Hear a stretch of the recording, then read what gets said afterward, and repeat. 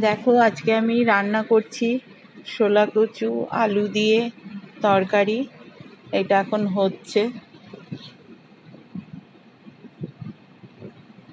আরেকদিকে দেখো আমি মুরগির মাংসের যে স্টমাক থাকে সেই স্টমাক রান্না করছি। এটাও হচ্ছে, এখনো হয়নি পুরো। রান্না করতে করতে দেখাচ্ছি। আর রান্নাগুলো হয়ে গেছে, দুটোই লাস্ট।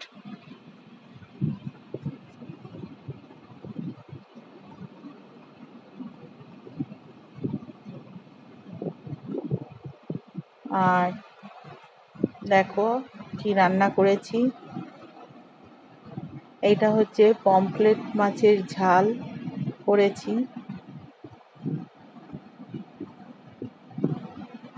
আর এইটা করেছি কচু সমস্ত সবজি দিয়ে, কাঁঠালের বীজও আছে, একটা তরকারি।